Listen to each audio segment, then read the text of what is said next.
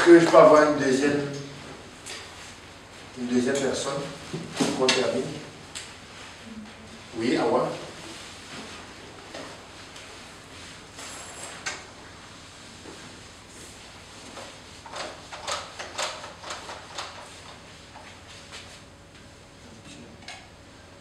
Donc, comme vous trouvez des mots, sujet des mots. Non, je l'écris ici.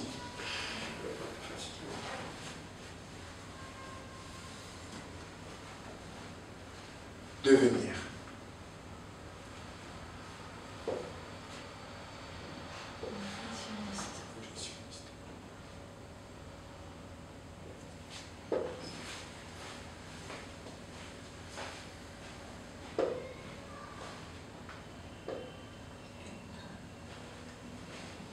Ok.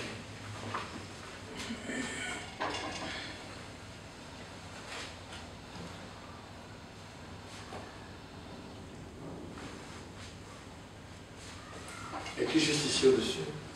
Comment vous voulez.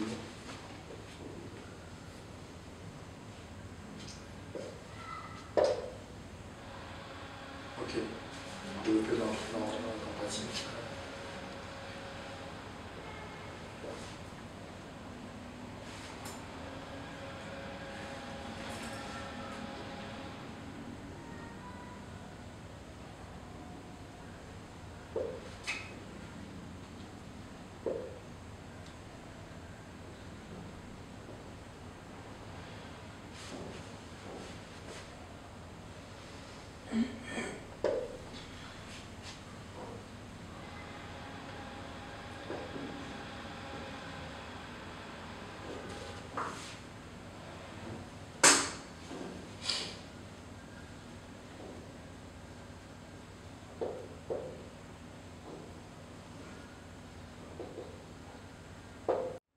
Puisse l'épouser. Tu vois, ça ne doit pas seulement être un vœu pieux. Tu vois, ça ne doit pas seulement être que les pauvres, ils souffrent. C'est vrai qu'ils souffrent. Tu vois, et eux-mêmes ils savent qu'ils souffrent. Ils n'ont plus besoin qu'on les rappelle qu'ils souffrent. Ils ont besoin de quelqu'un pour les tirer de la souffrance vers une vie meilleure. Ils ont besoin de quelqu'un qui se batte pour eux. Ils ont besoin, là où ils n'ont pas de force pour parler, ils ont besoin de quelqu'un qui parle à leur place. Il faut que tu deviennes comme une vitrine, que lorsque tu entres dans un parlement et que tu commences à parler, au travers de toi, on voit toutes les femmes et les enfants en famille. Même si chez toi tu ne manques pas à manger, on doit pouvoir les voir au travers de toi. Il y a un énorme travail que tu dois faire sur ton branding, sur ta façon de parler, sur tout de toi doit être au service de la vision. Il y a des projets que tu dois commencer à mettre en place. Il y a des personnes avec qui tu dois te connecter. Parce que le avec moi islam, ce n'est pas avec moi seul. C'est avec moi comme leader. Et quand on dit leader, ça veut dire qu'on a un mouvement derrière. Ça veut dire qu'on a une communauté. Ça veut dire que dès aujourd'hui, tu dois avoir pour l'ambition de bâtir une communauté de gens qui nourrissent l'Afrique. Et tu dois penser cette communauté. Comment elle fonctionne. Je les recrute comment. Est-ce que cette communauté c'est une entreprise? Est-ce que cette communauté c'est une ONG? Est-ce que c'est une communauté, c'est un réseau panafricain? Comment est-ce qu'il fonctionne? Où est-ce que je trouve les fonds? Est-ce que je veux me connecter à une fondation internationale, quitte à ce que leurs valeurs ne soient pas les miennes et que je risque de me faire manipuler par eux parce qu'ils me donnent les moyens. Bon, si je ne veux pas les moyens des financiers occidentaux, comment je fais? Il faut que je démarre des projets agricoles, des grands projets agricoles.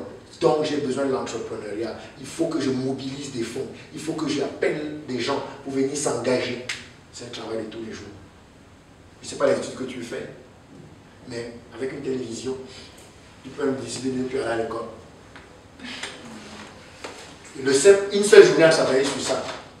Une seule journée à travailler sur ça peut te conférer même la licence et le doctorat.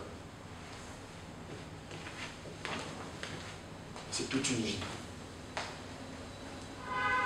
Bosse sur ça. Je t'assure, d'ici 10-15 ans, tu es doctorat honoris causa. Sans soutenir de thèse. Engage-toi pour ça. Et tu vas atteindre des niveaux que Même tes études ne peuvent pas te permettre d'atteindre. Mais ça veut dire qu'au quotidien, tu travailles sur ça. Ça veut dire que tu as des livres à écrire. Ça veut dire que tu as des discours à faire. Ça veut dire que tu as des réseaux à contacter. Ça veut dire que tu as des gens à ramener. Tu as des gens à convaincre. En commençant par tes colloques.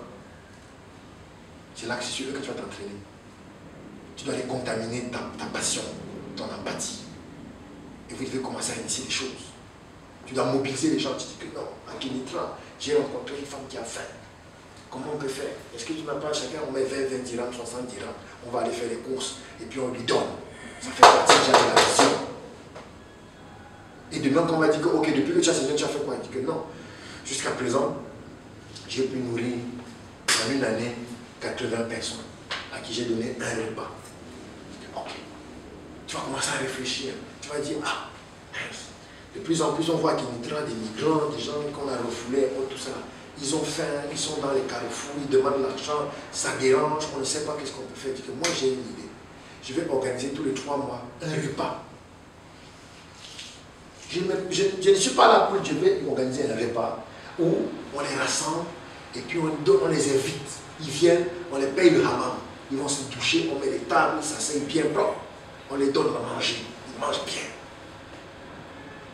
Entre-temps, il y a quelqu'un ici, peut-être que lui, son rêve, c'est de devenir un artiste danseur. Tu le contactes, tu dis que non, moi j'ai mon événement de repas, là, est-ce que tu peux venir danser? Tu dis que oui, moi je veux danser dans la vie. Donc, tu me donnes un espace pour danser avec un public, je suis avec toi. Tu vas voir l'autre, son rêve, c'est la médecine, c'est de venir en aide aux gens qui sont malades et autres. Tu dis que non, j'aimerais que pendant qu'ils se rencontrent, on les fasse même un petit check-up. Est-ce que tu peux t'associer? Et ça devient un événement. Et chacun le trouve son compte. La personne qui veut soigner des nécessités, il commence à ausculter. Et on va contacter un cabinet. Est-ce que vous pouvez nous aider? Tout ça. Et toi, tu es en train de travailler à ta vision. C'est pas plus beau qu'aller à l'université, ça. C'est plus beau. Non, je vous dis la vérité, c'est meilleur. C'est plus beau. Les gens qui ont changé le monde, à un moment, ils ont quitté l'université. Steve Jobs. Zuckerberg. À un moment donné, ils ont quitté. Parce qu'il y avait un truc qui brûlait en eux. Einstein, Zola, Rousseau, c'est des gens qui ont fait l'école buissonnière. À un moment donné, ils sont partis.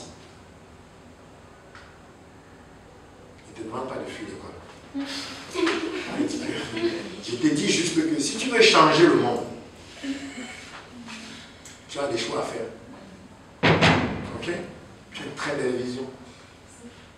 Vous connaissez McDo, n'est-ce pas? C'est quoi la vision de McDo? C'est l'immobilier.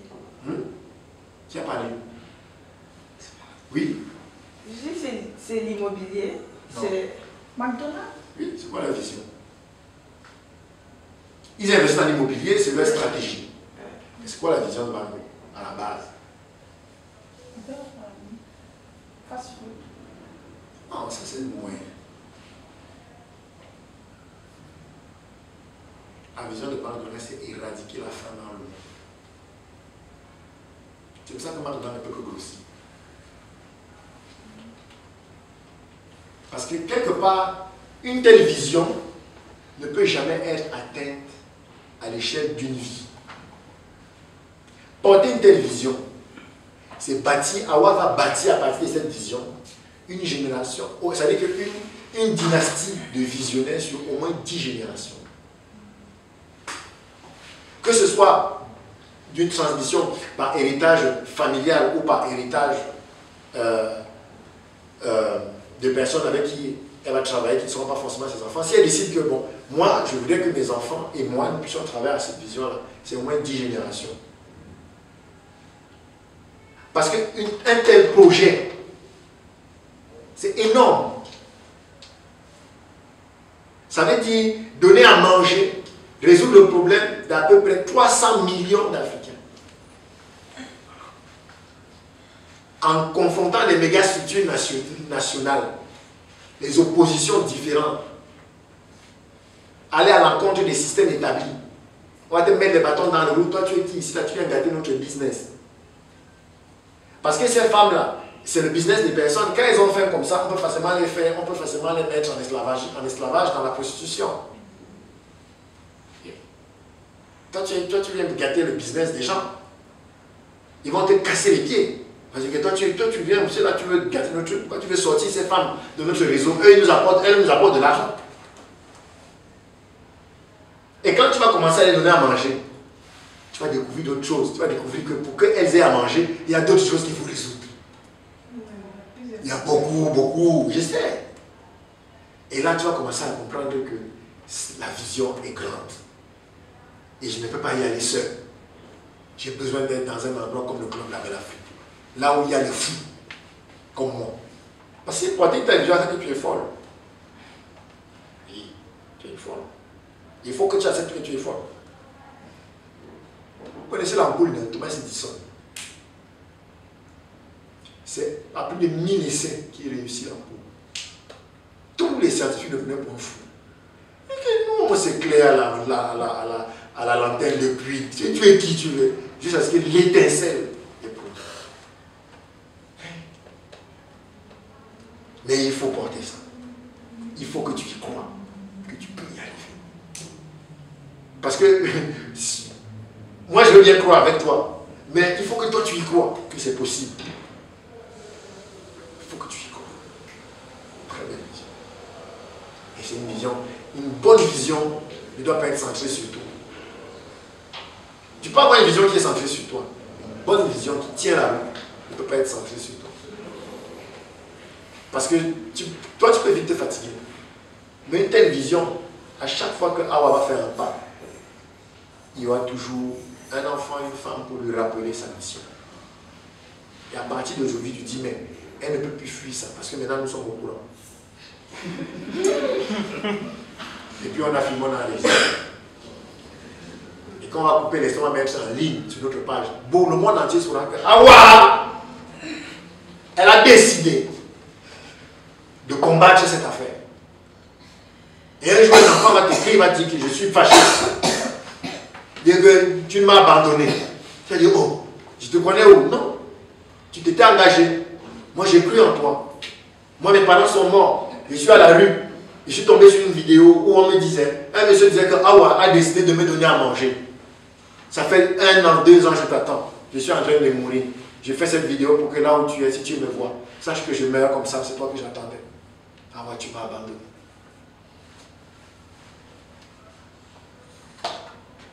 Ça y est, maintenant tu es piégé, tu ne peux plus fuir.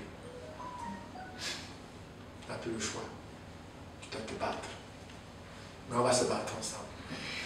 C'est une vision qui me plaît. C'est une vision qui fait partie de l'aurore africaine. Est-ce qu'on peut l'encourager? Je nous inviterai chacun chez lui à faire cet exercice. Et pour ceux qui le désirent, d'envoyer, une fois que vous l'aurez fait, vous envoyez votre vision, telle que vous l'aurez écrite. Vous ne prenez pas la tête, faites un truc simple comme ça. Mon objectif, c'est de vous aider à le formaliser pour que ça devienne quelque chose qui est top of mind, qui reste. Okay? Donc vous allez envoyer à Déborah. Elle va vous communiquer dans le groupe l'adresse mail à laquelle il faudra envoyer. Et notre objectif, c'est qu'avant la fin du mois de mai, que chacun ici puisse, en 3 minutes, et on va se donner cet objectif pour notre première rencontre en juin, en 3 minutes, chacun va venir pitcher sa vision. Ça va être à la fois un exercice de définir la vision, mais aussi un premier exercice d'oratoire, où chacun va avoir 3 minutes et on va faire une belle séance. On va bien décorer la salle, on va se préparer des petits fours, on va inviter des gens et autres, on va se faire un petit événement, pas public, mais chacun de nous va inviter 2-3 personnes. Et ce jour-là, voilà, on va se placer là, chacun en 3 minutes, va faire une déclaration de sa vision. Et pendant tout le mois de mai, on va travailler ça, on va préparer ça. Voilà. Donc là, on peut dire que ça tient déjà un pied en avance. Et donc, l'idée, ça va être de préparer par écrit et à l'oral. Okay. On va le préparer à l'écrit, puis on va travailler l'oral. Et ce jour-là, chacun va passer et puis, paf, il va présenter son rêve, sa vision, et dans l'optique de faire adhérer le public qui sera là. Et ça va nous permettre également de faire, on va faire des petites capsules de 3 minutes où chacun, et ce jour, on va bien s'habiller, on va se bien parfumé, bien décoré. Bien. Vous savez que quand on fait la vidéo, quand tu t'es parfumé, ça se voit. Je vous assure, tu vois, à la vidéo, on sent l'odeur de ton parfum. Tu vois, parce que le parfum, il faudra que je vous fasse un exposé sur les parfums. Tu vois, le parfum que tu mets sur toi, ça définit ton être, comment tu te comportes, les gestes que tu vas poser. Et donc, quand on te voit, il a mis un parfum élégance. Tu vois, il dégage ça. Et donc, ce jour, on sera bien, tout ça. Et on va faire une séance spéciale. Les gens préparent les trucs et tout ça. Et puis, on va se faire un premier petit événement pour nous préparer pour les grands événements. D'accord? Donc, je vous invite, faites ce boulot-là. Au travail, on a eu deux cas. Tu peux, donc, aujourd'hui, tu as suffisamment d'éléments pour aller creuser et essaye de te fixer un horizon indépassable. Tu vois, un horizon que tu ne peux pas atteindre facilement. Parce que devenir grand joueur de football, tu vois, c'est facile. Mais devenir le meilleur joueur de football de ta génération, ça va être peut-être plus intéressant. Tu vois. Et quand tu fixes la barre de cette manière, tu as vu par exemple, tout de suite, dès qu'elle a écrit, tout de suite, les choses commencent à se décliner. Ça doit être limpide, ça doit couler. Ok? Dès que tu fixes la vision, les choses doivent couler bien. Et donc, vous envoyez ça, on se donne cette semaine pour que chacun puisse rédiger. Et la semaine prochaine, quand on va se retrouver, on aura une première partie d'un exposé qui sera fait par Déborah. Et ce qu'on va faire la semaine prochaine, c'est qu'après les 30 minutes où elle va nous faire son exposé, ensuite on va avoir un travail pratique. Ça va être disposé un peu différemment. Je vais faire certainement, en fonction, quand vous allez m'envoyer vos visions, je vais faire certainement 2 ou 3 groupes et on va travailler sur les visions. Okay? On va faire un exercice d'écriture ce jour-là. Okay? On va travailler sur les visions et samedi prochain, chacun va repartir avec une telle phrase. Tu vois, une telle phrase et la déclinaison en un paragraphe de la phrase en question. Et à partir de là, on va commencer maintenant à rédiger la présentation de la vision. Et on va commencer à travailler. Et le samedi d'après, on va commencer à travailler. Déjà en semaine, vous allez commencer à travailler la version orale que vous enregistrez et que vous envoyez à Déborah. On regarde. Et ça va nous permettre quoi? Ça va nous permettre que, en fait, on sera toujours en train d'avancer. Okay? Et je vous informe déjà que le samedi 24, la séance sera en anglais. Parce que votre vision, vous allez la présenter en français et en anglais. Okay? On ne peut pas être un orateur aujourd'hui, en 2025, sans l'anglais. Donc, le but n'est pas que tu sois expert en anglais d'ici début juin. Le but est que tu puisses au moins travailler ta vision en anglais. D'accord? Tu puisses au moins travailler ta vision en anglais, que tu puisses exercer. Et on est là, on va vous aider. Okay? Vous ne serez pas seul, on va vous accompagner, on va vous aider. D'accord? Une dernière chose, à partir de la semaine prochaine, on va avoir en semaine, certainement le mardi, ça va être bientôt décidé, certainement le mardi, en ligne, on va avoir également une session d'art oratoire parce qu'il y a plein de gens qui sont à l'extérieur de Kénitra, à l'extérieur du Maroc, qui veulent participer à l'activité qu'on mène. Et moi, je ne veux pas un truc hybride. Je ne veux pas qu'on soit en même temps ici et en même temps en ligne. Ça ne nous permet pas d'être pleinement dans ce qu'on fait. Donc, on va avoir 2 rencontres à partir de la semaine prochaine. Donc, on va avoir la rencontre du samedi qui va se dérouler exclusivement en présentiel. Et on va avoir une rencontre en semaine qui va se dérouler en ligne, donc, à laquelle vous pourrez vous inviter aussi à participer. Je pense que ça va être les mêmes thématiques qu'on va aborder, mais comme on est dans l'art oratoire et tout ça, ça va forcément être différent, donc ça va toujours être un plus. Pour dire que vous qui êtes en présentiel, vous avez donc 2 occasions maintenant. Vous avez 2 occasions, le samedi et la rencontre sera en semaine, certainement le mardi en soirée, pour les sessions qui seront en ligne. Parfois, ce sera les sessions qu'on a fait en présentiel, qu'on va diffuser en ligne, mais en tout cas, il y aura cette opportunité-là. Ça vous va comme programme pour le mois de mai? D'accord? Donc, étant le premier samedi, le deuxième samedi du mois de juin, c'est quel samedi? Le premier samedi, c'est le 7 juin. Parce que les dimanches de Pentecôte, c'est le 8 juin. Donc, le premier samedi, c'est le 7 juin, ça veut dire que le deuxième samedi, c'est le 14. Okay? Donc, on vise le samedi 14. Le samedi 14, on aura donc le prime time. On va appeler ça le prime time. Le prime time, c'est le temps où on vient présenter devant un public quelque chose qu'on a préparé. Okay? Le prime time. Et donc chacun viendra présenter sa vision. Okay? Je me souviens, j'étais au Togo en 2019, dans le cadre de mes activités d'entrepreneur, et j'avais été sélectionné par l'Union africaine comme parmi les 100 meilleures entreprises et meilleurs entrepreneurs africains. Et on s'est retrouvés tous les 100, venant de tous les pays d'Afrique, au Togo, à Lomé, pour un bootcamp d'une semaine. Et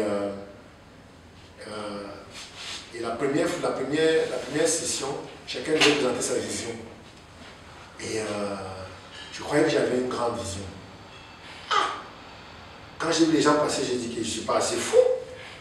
En fait, plus les gens passaient, plus je modifiais ma présentation. J'ai dit non. J'ai rencontré des gens dingues. Je me souviens de cette jeune fille. Elle était petite.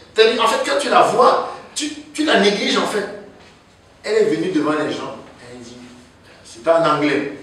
Quand vous allez, c'est pour ça que je veux que vous faites en anglais. Parce que moi, mon rêve, c'est qu'à un moment donné, on ait une délégation de 8-12 personnes qui vont au Canada, qui vont en Australie pour un truc oratoire, pour un truc comme ça. C'est ça mon rêve.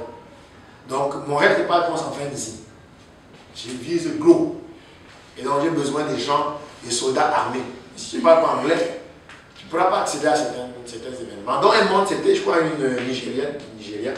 Et elle dit que son objectif, c'est dans le cadre de l'entrepreneuriat, elle dit que sa start-up a pour ambition de créer 1 million de supermarchés en Afrique. Point. Elle est descendue des escaliers. Elle dit qu'elle avait créé un réseau d'1 million de supermarchés, connectés les uns avec les autres dans tout le continent. J'ai commencé à revoir mes objectifs d'entreprise. Mais moi, je suis en train de m'amuser, les gens sont dans des trucs. Et quand elle dit ça, elle n'est pas en train de plaisanter. Non, tu ne peux pas être là, tu es en train de plaisanter. C'était un programme hautement important, les gens venaient de loin. Et j'étais le seul représentant du Maroc. Et j'étais fier de représentant du Maroc en n'étant pas marocain. Il y avait des gens qui avaient des visions terribles. Il y avait quelqu'un qui est monté, lui il était médecin, entrepreneur. Orthopédie dit que lui veut remplacer les genoux. Lui il veut, partout où il y a des genoux cassés, il veut les changer. Il est en train de travailler, il est en train de créer une sorte de prothèse qui va être faite avec des matériaux locaux. Des fous. Et donc quand tu viendras ce jour-là présenter ta vision, ne tiens pas compte de ça,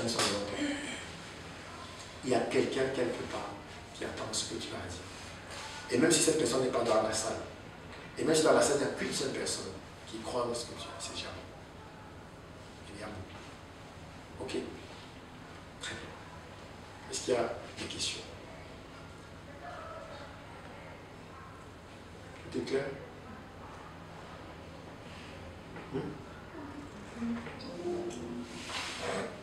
Si vous avez aussi des questions d'ordre pragmatique, comment faire telle chose, envoyez-les aussi à Déborah, on va rassembler tout ça. Et lors des sessions en ligne, je commencerai toujours par répondre aux questions qui ont été envoyées. Si c'est des questions qui figurent déjà sur le planning qu'on a, je dirais que ok, en juin on va voir ça. Mais là, pendant le mois de mai, on va travailler la vision. Parce que demain, peu importe ce que tu fais, que tu sois là, que tu cherches du travail, que tu cherches un stage, que tu crées une entreprise, que tu crées une ONG, peu importe, tu commenceras d'abord par présenter ta vision. La première des choses qui va se passer, c'est que tu vas dire qui tu es et qu'est-ce que tu portes. C'est ça qu'on va voir pendant tout le mois de mai. Et que ça devient un discours rodé que tu peux être capable de donner à tout moment. Sur ce, j'ai terminé et je m'enfuis.